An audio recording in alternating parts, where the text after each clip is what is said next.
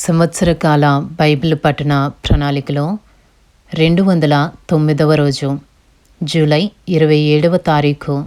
ఈనాటి అనుదిన బైబిల్ పఠనంలో 3 అధ్యాయములు.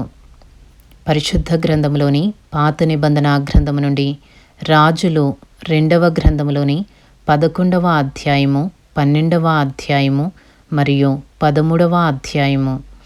ఈనాటి భాగములోని 3 అధ్యాయములలో మొదటి అధ్యాయము రాజులు 2వ గ్రంథములోని 11వ అధ్యాయములో ఉన్న 21 వచనములు.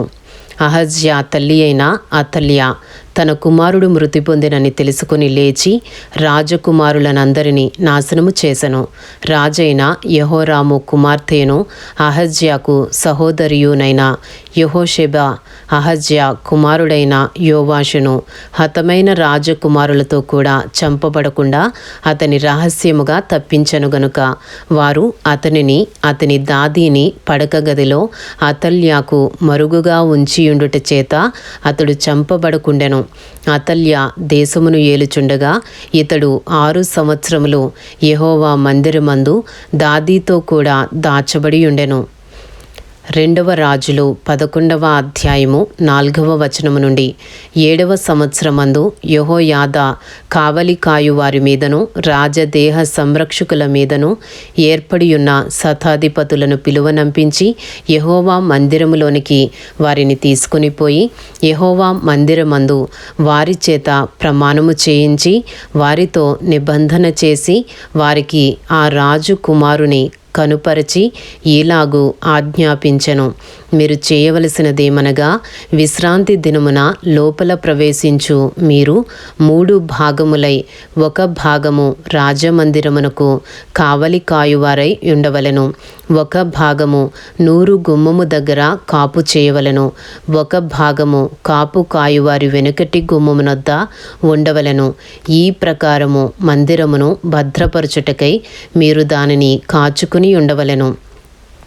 మరియు విశ్రాంతి దినమున బయలుదేరు మీ అందరిలో 2 భాగములు రాజు దగ్గర యెహోవా మందిరమునకు కాపు కాయువారై ఉండవలెను. మీలో ప్రతి మనిషి తన తన ఆయుధములను చేతపట్టుకుని రాజు చుట్టూ కాచుకుని ఉండవలెను. ఎవడైనను పంక్తులలో ప్రవేశించిన ఎడల వాని చంపవలెను. రాజు బయలుదేరి సంచరించినప్పుడెల్లా మీరు అతని యొద్ద ఉండవలెను. శతాధిపతులు యాజకుడైన యెహోయాదా తమకిచ్చిన ఆజ్ఞలన్నిటి ప్రకారము చేసిరి. ప్రతి మనిషి తన తన మనుష్యులను తీసుకుని విశ్రాంతి దినమున లోపల ప్రవేశింపవలసిన వారితోనూ విశ్రాంతి దినమున బయలుదేరవలసిన వారితోనూ కలిసి యాజకుడైన యెహోయాదా యొద్దకు వచ్చెను. యాజకుడు మందిరములో ఉన్న దావీదు ఈటెలను డాళ్లను శతాధిపతులకు అప్పగింపగా కాపు కాయు వారిలో ప్రతి మనిషి తన తన ఆయుధములను చేతపట్టుకుని బలిపీఠము చెంతను మందిరము చెంతను మందిరము కుడికొన మొదలుకొని ఎడమ కొన వరకు రాజు చుట్టూ నిలిచిరి. అప్పుడు యాజకుడు రాజకుమారుని బయటకు తోడుకుని పోయి అతని తల మీద కిరీటము పెట్టి ధర్మశాస్త్ర గ్రంథమును అతని చేతికిచ్చిన తరువాత వారు పట్టాభిషిక్తునిగా చేసి చప్పట్లు కొట్టి రాజు చిరంజీవి అగునుగాకని చాటించిరి. అతల్యా కాయువారును జనులను కేకలు వేయగా విని యెహోవా మందిరమందున్న జనుల దగ్గరకు వచ్చి రాజు ఎప్పటి మర్యాద చొప్పున 1 స్తంభము దగ్గర నిలుచుటయు అధిపతులను బాకా ఊదువారును రాజునొద్ద నిలువబడుటయు దేశపు వారందరూ సంతోషించుచు శృంగధ్వని చేయుటయు చూచి తన వస్త్రములను చింపుకుని ద్రోహము ద్రోహము అని కేక వేయగా యాజకుడైన యెహోయాదా సైన్యములోని శతాధిపతులకు యెహోవా మందిరమందు ఆమెను చంపకూడదు, పంక్తుల బయటికి ఆమెను వెళ్ళగొట్టుడి, ఆమె పక్షపు వారిని ఖడ్గము చేత చంపుడని ఆజ్ఞ ఇచ్చెను గనుక రాజమందిరములోనికి గుర్రములు వచ్చు మార్గమున ఆమెకు దారి ఇచ్చిరి. ఆమె వెళ్ళిపోగా వారు ఆమెను అక్కడ పట్టుకుని చంపిరి. 2వ రాజులు 11వ అధ్యాయము 17వ వచనము నుండి. అప్పుడు యెహోయాదా జనులు యెహోవా వారని ఆయన పేరట రాజుతోనూ జనులతోనూ నిబంధన చేయించెను. మరియు అతడు రాజు పేరట జనులతో నిబంధన చేయించెను. అప్పుడు దేశపు జనులందరూ బయలు గుడికి పోయి దానిని పడగొట్టి దాని బలిపీఠములను ప్రతిమలను చిన్నాభిన్నములు చేసి బయలునకు యాజకుడైన మత్తానును బలిపీఠముల ముందర చంపివేసిరి.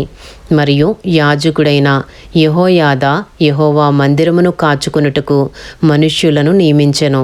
అతడు శతాధిపతులను అధికారులను కాపు కాయువారిని దేశపు జనులందరినీ పిలిపింపగా వారు యెహోవా మందిరములోనున్న రాజును తీసుకుని కాపు కాయువారి గుమ్మపు మార్గమున రాజనగరునకు రాగా రాజు సింహాసనము మీద ఆసీనుడాయెను. మరియు వారు రాజనగరు దగ్గర అతల్యాను ఖడ్గము చేత చంపిన తరువాత దేశపు జనులందరూ సంతోషించిరి. పట్టణమును నిమ్మలముగా ఉండెను. యోవాషు ఏలనారంభించినప్పుడు అతడు 7 ఏండ్లవాడు. ఇంతటితో రాజులు 2వ గ్రంథములోని 11వ అధ్యాయంలో ఉన్న 21 వచనములు పూర్తి చేయబడినవి. ఈనాటి భాగములోని 3 అధ్యాయములలో 2వ అధ్యాయము రాజులు 2వ గ్రంథములోని 12వ అధ్యాయములో ఉన్న 21 వచనములు. యెహూ ఏలుబడిలో 7వ సంవత్సరమందు యోవాషు ఏలనారంభించి యెరూషలేములో 40 సంవత్సరములు ఏలెను. అతని తల్లి బెయేర్షెబా సంబంధురాలైన జిబ్యా. యాజకుడైన యెహోయాదా తనకు బుద్ధి నేర్పువాడయుండు దినములన్నిటిలో యోవాషు యెహోవా దృష్టికి అనుకూలముగానే ప్రవర్తించెను. అయితే ఉన్నత స్థలములు కొట్టివేయబడక నిలిచెను. జనులు ఇంకను ఉన్నత స్థలములందు బలులు అర్పించుచు ధూపము వేయుచూ నుండిరి. 2వ రాజులు 12వ అధ్యాయము 4వ వచనము నుండి. యోవాషు యాజకులను పిలిపించి యెహోవా మందిరములోనికి తేబడు ప్రతిష్ఠిత వస్తువుల విలువను అనగా జనసంఖ్య దాఖలా చేయబడిన జనులు తెచ్చిన ద్రవ్యమును వంతు చొప్పున ప్రతి మనిషికి నిర్ణయమైన ద్రవ్యమును స్వేచ్ఛ చేత ఎవరైనను యెహోవా మందిరములోనికి తెచ్చిన ద్రవ్యమును యాజకులలో ఒక్కొక్కడు తనకు నెలవైన వారి యొద్ద తీసుకుని మందిరము ఎచ్చటెచ్చట శిథిలమై ఉన్నదో అచ్చట నెల్లా దానిని బాగు చేయింపవలెనని ఆజ్ఞ ఇచ్చెను. అయితే యోవాషు ఏలుబడిలో 23వ సంవత్సరము వరకును యాజకులు మందిరము యొక్క శిథిలమైన స్థలములను బాగు చేయకయే ఉండిరి గనుక యోవాషు యాజకుడైన యెహోయాదాను మిగిలిన యాజకులను పిలిపించి మందిరములో శిథిలమైన స్థలములను మీరెందుకు బాగు చేయకపోతిరి? ఇకను మీ నెలవైన వారి యొద్ద ద్రవ్యము తీసుకొనక మందిరములో శిథిలమైన స్థలములను బాగు చేయుటకై మీరు అంతకుముందు తీసుకునిన దానిని అప్పగించుడని ఆజ్ఞ ఇచ్చి ఉండెను. కాబట్టి యాజకులు మందిరములో శిథిలమైన స్థలములను బాగు చేయుట మా వశము లేదు గనుక జనుల యొద్ద ద్రవ్యము ఇక తీసుకొనమని చెప్పిరి. అంతటా యాజకుడైన యెహోయాదా ఒక పెట్టెను తెచ్చి దాని మూతకు బెజ్జము చేసి బలిపీఠము దగ్గరగా యెహోవా మందిరములో ప్రవేశించు వారి కుడిపార్శ్వమందు దాని నుంచగా ద్వారము కాయు యాజకులు యెహోవా మందిరములోనికి వచ్చిన ద్రవ్యమంతయు అందులో వేసిరి. పెట్టెలో ద్రవ్యము విస్తారముగా ఉన్నదని వారు తెలియజేయగా రాజు యొక్క ప్రధాన మంత్రియును ప్రధాన యాజకుడును వచ్చి యెహోవా మందిరమందు దొరికిన ద్రవ్యము లెక్క చూచి సంచులలో ఉంచిరి. తరువాత వారు ఆ ద్రవ్యమును తూచి యెహోవా మందిరపు కాపురులకు అనగా పని చేయించు వారికి అప్పగించిరి.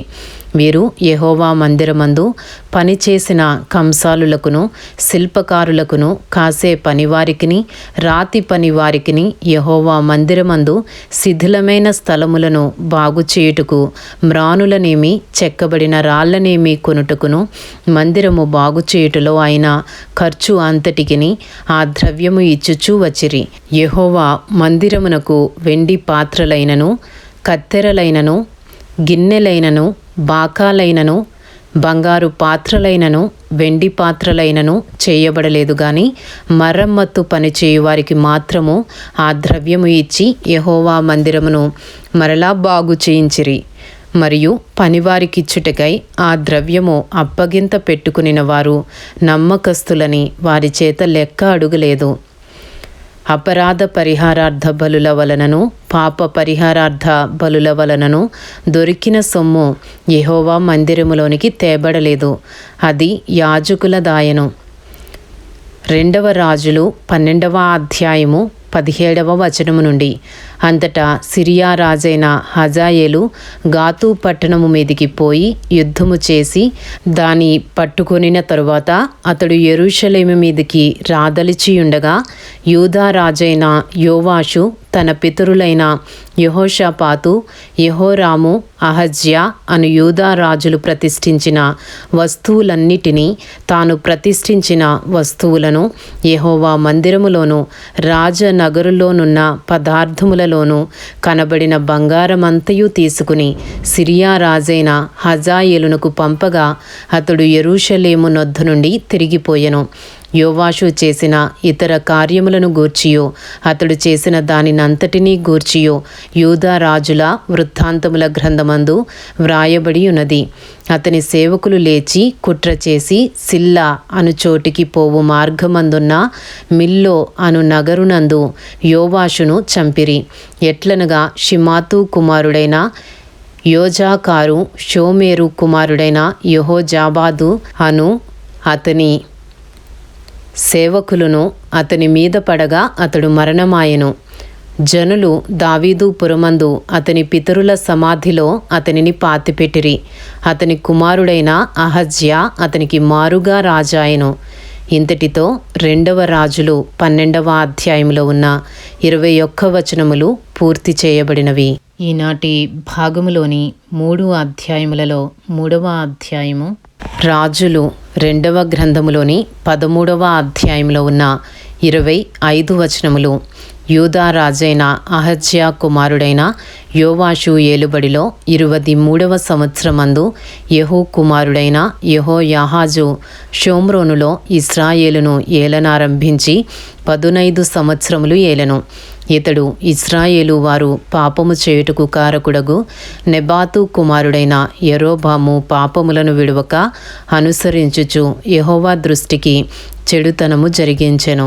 కాబట్టి యెహోవా కోపము ఇశ్రాయేలు వారి మీద రగులు కొనగా ఆయన సిరియా రాజైన హజాయేలు దినములన్నిటను హజాయేలు కుమారుడైన బెన్హదదు దినములన్నిటను ఇశ్రాయేలు వారిని వారికప్పగించెను. అయితే యెహోయాహాజు యెహోవాను వేడుకొనగా యెహోవా సిరియా రాజు చేత బాధ నొందిన ఇశ్రాయేలు వారిని కనికరించి అతని మనవి అంగీకరించెను. కావున యెహోవా ఇశ్రాయేలు వారికి ఒక రక్షకుని అనుగ్రహింపగా అతని చేత ఇశ్రాయేలు వారు సిరియనుల వశములో నుండి తప్పించుకుని మునుపటి వలె స్వస్థానములలో కాపురముండిరి. అయినను ఇశ్రాయేలు వారు పాపము చేయుటకు కారకుడగు యెరోబాము కుటుంబీకులు చేసిన పాపములను వారు విడువక వాటిని అనుసరించుచూ వచ్చిరి. మరియు ఆ దేవతా స్తంభమును షోమ్రోనులో నిలిచియుండెను. రౌతులలో 70 మందియు, రథములలో 10, కాల్బలములో 10,000 మందియు మాత్రమే యెహోయాహాజు దగ్గర ఉండిరి. మిగిలిన వారిని సిరియా రాజు దుల్లగొట్టిన ధూళి వలె నాశనము చేసి ఉండెను. యెహోయాహాజు చేసిన ఇతర కార్యములను గూర్చియో అతడు చేసిన దానినంతటినీ గూర్చియో అతని పరాక్రమమును గూర్చియో ఇశ్రాయేలు రాజుల వృత్తాంతముల గ్రంథమందు వ్రాయబడి ఉన్నది. యెహోయాహాజు తన పితరులతో కూడా నిద్రించి షోమ్రోనులో పాతిపెట్టబడెను. అతని కుమారుడైన యెహోయాషు అతనికి మారుగా రాజాయెను. 2వ రాజులు 13వ అధ్యాయము 10వ వచనము నుండి. యూదా రాజైన యోవాషు ఏలుబడిలో 37వ సంవత్సరమందు యెహోయాహాజు కుమారుడైన యెహోయాషు షోమ్రోనులో ఇశ్రాయేలును ఏలనారంభించి 16 సంవత్సరములు ఏలెను. ఇతడును ఇశ్రాయేలు వారు పాపము చేయుటకు కారకుడగు నెబాతు కుమారుడైన యెరోబాము చేసిన పాపములను విడువక వాటిని అనుసరించుచు యెహోవా దృష్టికి చెడుతనము జరిగించెను. యెహోయాషు చేసిన ఇతర కార్యములను గూర్చియో అతడు చేసిన దాని అంతటినీ గూర్చియో యూదా రాజైన అమజ్యాతో యుద్ధము చేయనప్పుడు అతడు కనుపరిచిన పరాక్రమమును గూర్చియు ఇశ్రాయేలు రాజుల వృత్తాంతముల గ్రంథమందు వ్రాయబడి ఉన్నది. యెహోయాషు తన పితరులతో కూడా నిద్రించిన తరువాత యరొబాము అతని సింహాసనము మీద ఆసీనుడాయెను. యెహోయాషు షోమ్రోనులో ఇశ్రాయేలు రాజుల సమాధి యందు పాతిపెట్టబడెను. 2 రాజులు 13వ అధ్యాయము 14వ వచనము నుండి.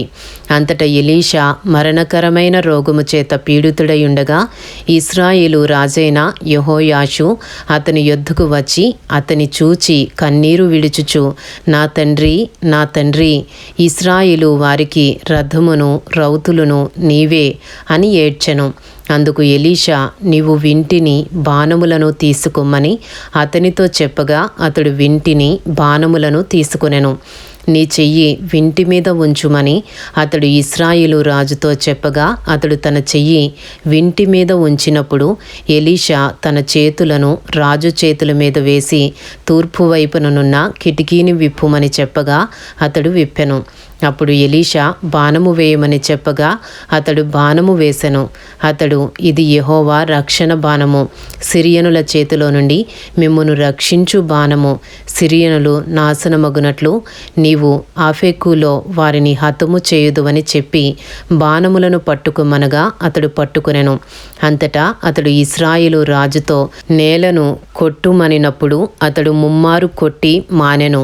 అందు నిమిత్తము దైవజనుడు అతని మీద కోపగించి, నీవు 5 మారులైనా 6 మారులైనా కొట్టిన ఎడల సిరియనులు నాశనమగు వరకు నీవు వారిని హతము చేసి యుందువు. అయితే ఇప్పుడు ముమ్మారు మాత్రమే సిరియనులను ఓడించెదవని చెప్పెను. 2 రాజులు 13వ అధ్యాయము 20వ వచనము నుండి. తరువాత ఎలీషా మృతి పొందగా వారు అతనిని సమాధిలో ఉంచిరి. 1 సంవత్సరము గడిచిన తరువాత మోయాబీల సైన్యము దేశము మీదికి వచ్చినప్పుడు కొందరు ఒక శవమును పాతిపెట్టుచు సైన్యమునకు భయపడి ఆ శవమును ఎలీషా యొక్క సమాధిలో ఉంచగా దింపిన ఆ శవము ఎలీషా శైల్యములకు తగిలినప్పుడు అది తిరిగి బ్రతికి కాళ్ళు మోపి నిలిచెను. 2 రాజులు 13వ అధ్యాయము 22వ వచనము నుండి. యెహోయాహాజు దినములన్నీయు సిరియా రాజైన హజాయేలు ఇశ్రాయేలు వారిని బాధపెట్టెను. కానీ యెహోవా వారి మీద జాలిపడి వారి యందు దయయుంచి అబ్రాహాము, ఇస్సాకు, యాకోబులతో తాను చేసియున్న నిబంధనను బట్టి వారి యందు లక్ష్యము నిలిపి వారిని నాశనము చేయనొల్లక ఇప్పటికిని తన సముఖములో నుండి వారిని వెళ్ళగొట్టకయుండెను.